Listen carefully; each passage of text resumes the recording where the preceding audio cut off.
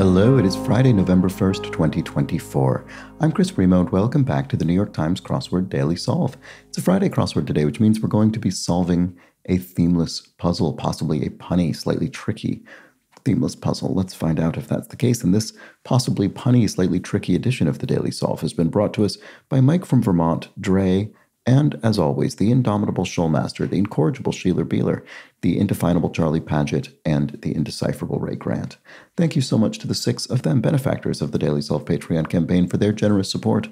They do, of course, sustain this channel. They keep it going day in, day out. For that, I'm very grateful. Thank you so much to those 6 and to everybody who supports the channel via Patreon. If you'd like to do that, you can head to patreon.com/dailysolve or click the description field link underneath the video. There you'll find the bonus content available to patrons and for benefactors like those 6 I mentioned, the official Let's Check the Crosses Daily Solve mug. Thank you again to everybody who supports the channel via Patreon. And thanks as well if you subscribe on YouTube, which is quite a big help itself. And you can also help out by liking, commenting from time to time. And there's also that Daily Solve Discord chat server you can join, a nice friendly chat community linked in the description field. So with that all said, let's get on to the crossword, which was constructed today by Spencer Leach, who's constructed around half a dozen puzzles for the New York Times. It was edited once again by Joel Faliano. It's a Friday crossword, no theme, just clues. Could be punny, could be tricky. Let's find out, and let's start solving. Like some tracks. Laid, you lay tracks? I don't think that's probably right. Dated a while back.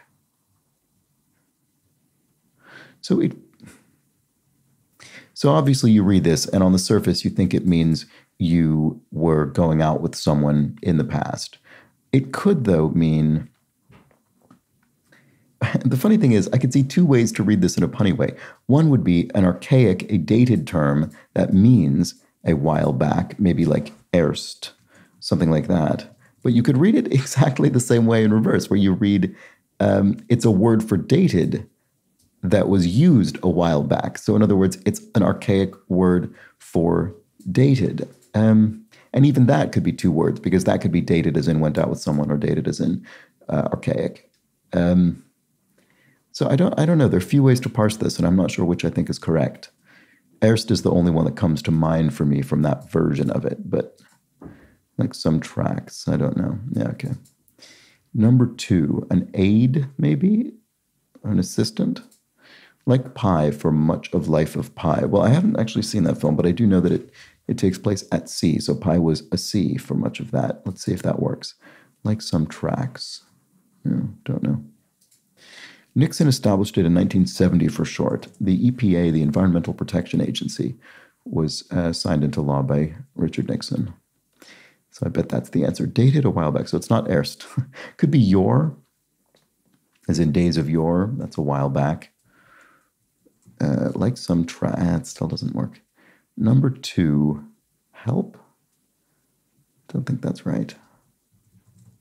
Barbell abbreviation. Pounds, maybe? The weight of the barbell?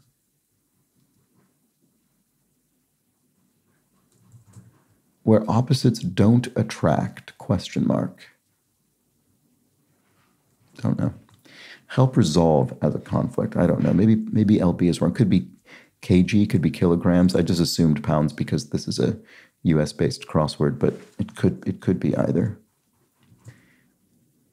It doesn't look any more helpful, unfortunately. Okay, I'm going to keep moving. This corner is not, it's not going well. Blank demand action, gun control advocacy group. I don't know. It could be moms, maybe. You have a lot of sort of moms, such and such groups in the US. Let's see.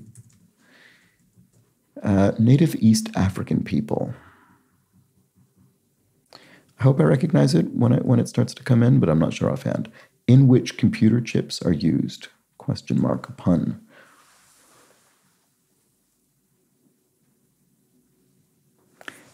I am just not, this feels like a very punny, sly crossword, but I'm not yet on its wavelength, I don't think.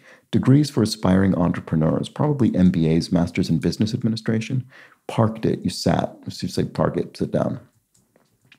Where opposites don't attract. Oh, maybe a lesbian bar? That could be the case. So opposite in the sense of the opposite sex. Okay, so that could be it. Um, that's helpful because that's a longish answer. Archaeologists finds relics, I guess. Yeah, that's reasonable. Okay, good. That's it sort of feels like I'm starting to get things in the grid, which is nice. Help resolved. Sorry, help resolve as a conflict. Oh, I can't quite see what this is. Mediate, intermediate, something like that. In which computer chips are used? If this is E8, onion something, in which computer chips are used? I don't know. I'm wondering if it's some kind of food pun around chips, but I don't know. Words on a red tag, maybe. As is, so you could have a sale and the items are being discounted because maybe the condition is variable. So, yeah, oh, I haven't looked at this one yet. Yeah, you're lying. I'm,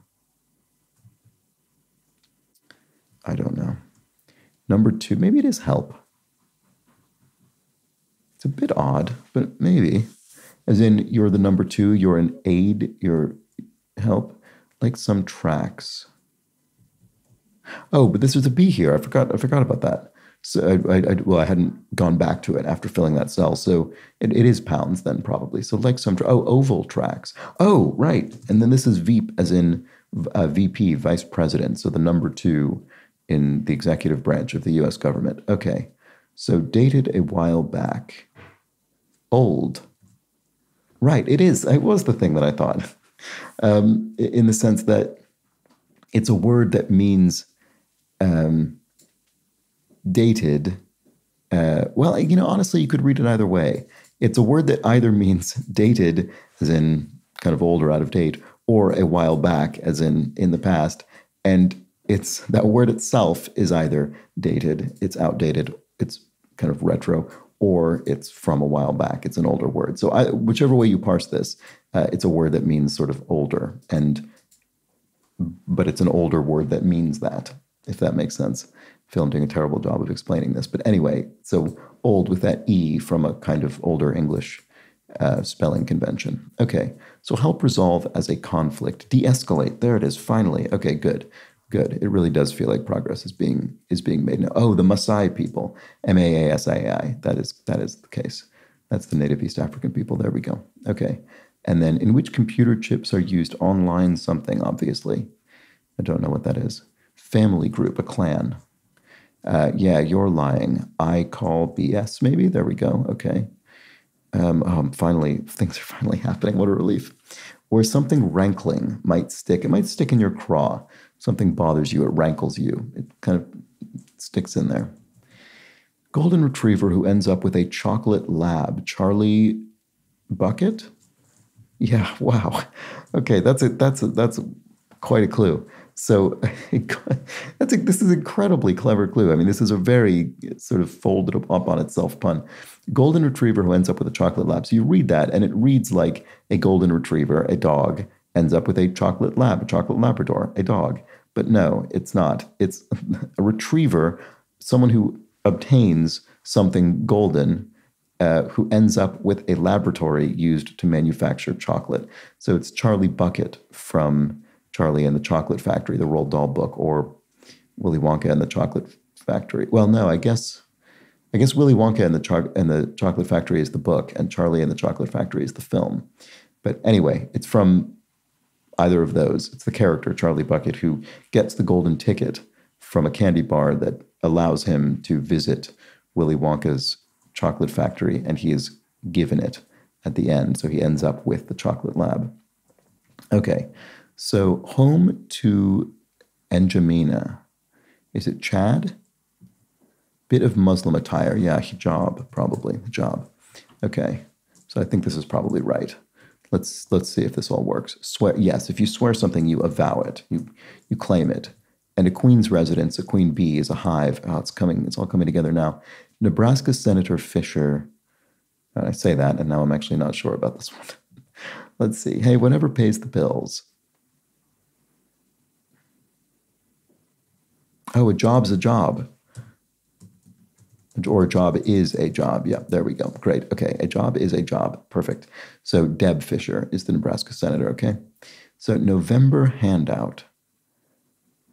Could be something dealing with Election Day in the U.S. in November. Could be something dealing with Thanksgiving celebrated in the U.S. in November.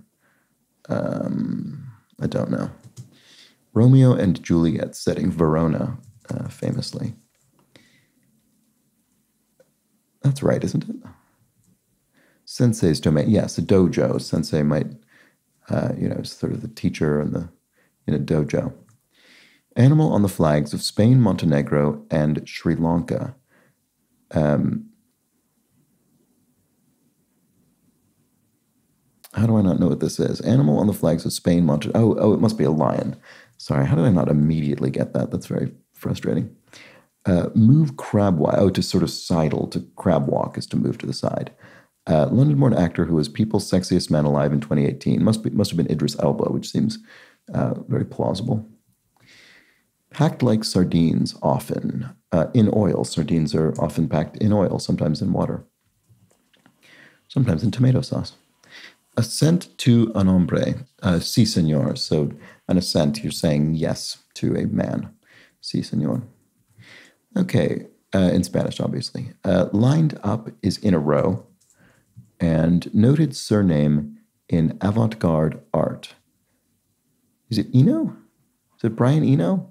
Is it the official male? So no, no, of course not. Sorry, it's Ono. It's Yoko Ono. It's the official female solo artist of the New York Times crossword, who is definite. I was thinking, I don't know why I went to Eno first, given Ono is a more frequent honoree in the New York Times crossword, but so that was a bit strange. But no, Yoko Ono is definitely much better known for avant-garde art as well as music. Not so much Brian Eno, as far as I know anyway. I'm could be wrong about that, but that's my understanding. November handout. What is this? Oh, it's an I voted sticker. Right, I was right about the voting day thing. Okay, so you'd be given a sticker that says I voted. Okay. Put away. If you stowed something, you put it away.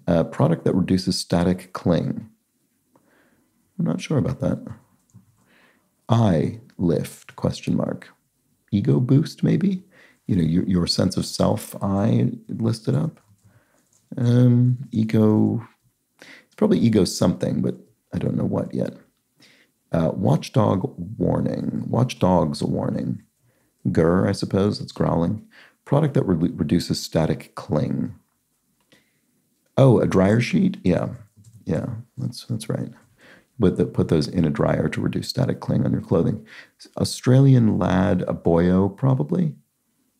Just sort of Irish as well.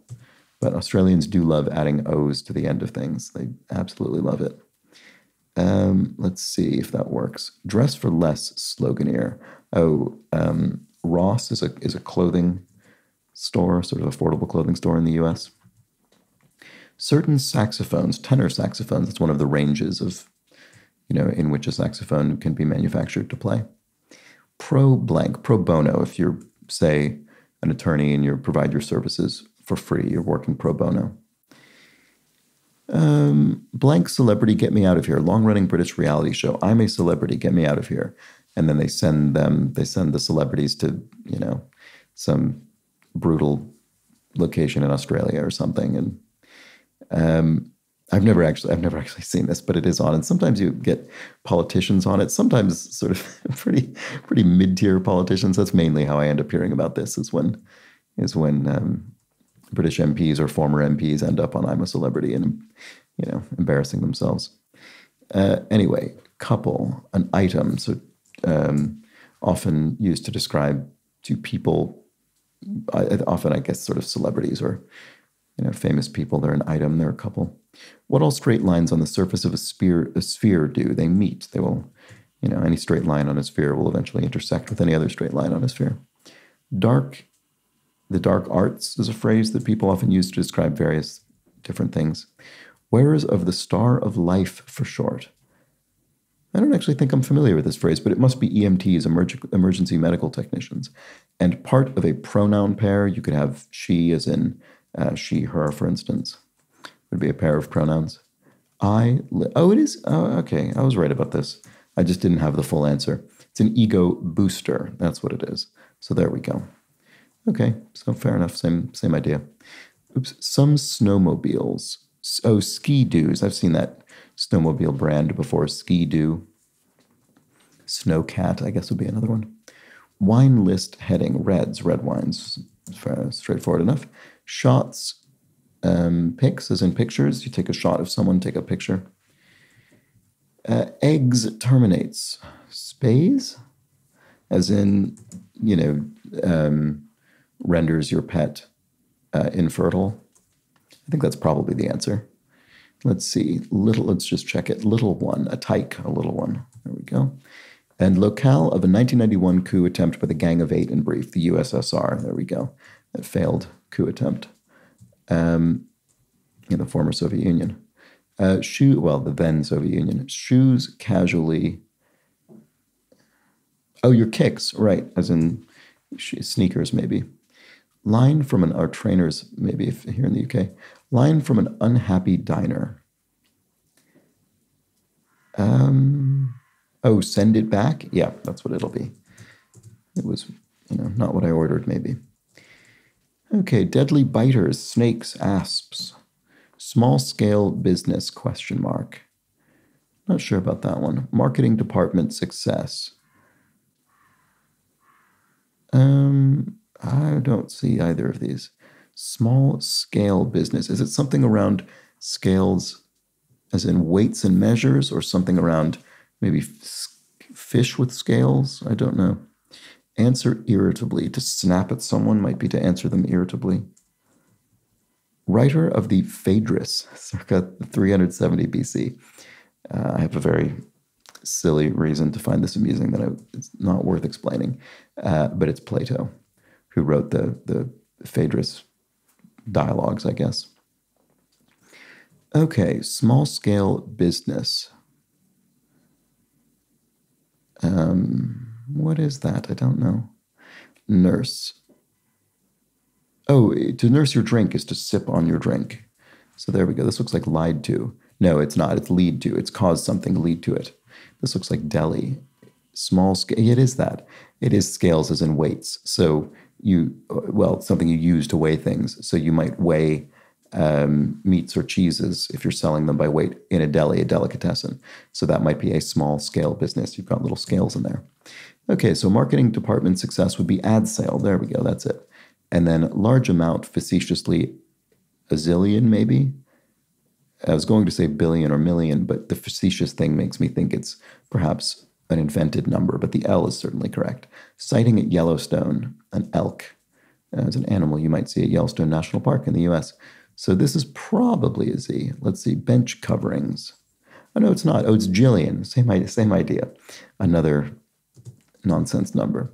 So this is judges' robes are the bench coverings. A judge, sitting on the bench might be wearing robes. Accumulating bowlful while eating edamame. The pods. As you eat the edamame, you shell it, and the pods are discarded. Drumming one's fingers, perhaps. If you're bored, maybe. The perhaps meaning this is this might mean that. If you're drumming one's fingers, maybe that means you're bored. Net alternative. Oh, I see. It's a top-level domain. As in .com would be the most obvious one of those, but .net or .org are ways that a web address, that a domain name could end. So that I think that's what that is. And then online poker, yes. In which computer chips are used. I never considered the idea of poker chips when I was looking at this. So you're playing online poker, so you sort of computerized electronic chips are being used to represent your winnings. And then here we have skee ball, which is a sort of arcade game in which you try to launch a ball and land in concentric circles. And that's it. So that's a funny one. It started off, it felt as though it was going to be very tricky. I really was making very slow progress through the beginning, just inching through this thing up in this corner. And then, I don't know, I kind of crested the hill and the rest of it went very smoothly. So that was nice, and I think very much a Friday puzzle, which I do appreciate. Some very clever puns. I mean, some that weren't very. Eggs terminates is clever, but it wasn't meant to be misleading. I mean, it's we can see it written in such a way that it's terminates eggs. It's written in a way that it isn't obscured. But there were some that were less so. I mean, where opposites don't attract, that wasn't a very convoluted pun, but it wasn't immediately obvious. But then there were some that were this, for instance. It's just a ridiculous pun, but it's very well conceived. Golden retriever who ends up with a chocolate lab. I mean, that's really, really great. It's very well written because it's entirely internally self-consistent when it comes to the sort of surface read. What it appears to be about is about these dogs encountering each other.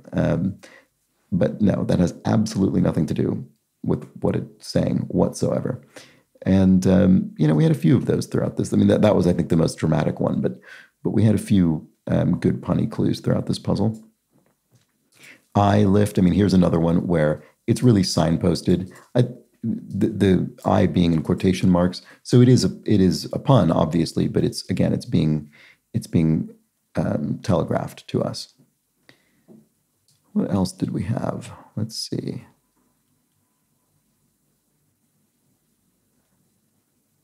Oh, right, in which computer chips are used. Yes, and this one I didn't get until just about the very end of the puzzle. Oh, and then dated a while back. This one I think is incredibly clever because it's kind of reduplicative. You could, it's almost a sort of a palindromic clue in the sense that the two halves of it are kind of interchangeable. You can treat either one of these as the bit that is defining the answer versus the bit that is indicating that it's an archaic version of that answer. So I think that's incredibly clever. I like that a lot.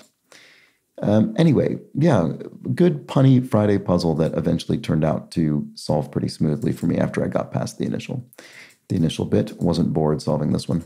And that is that for the Friday, November 1st puzzle. Hope you enjoyed it. I'll be back tomorrow for another themeless crossword, the Saturday. Do join me for that. But until then, please do have an excellent remainder of your Friday. Take care.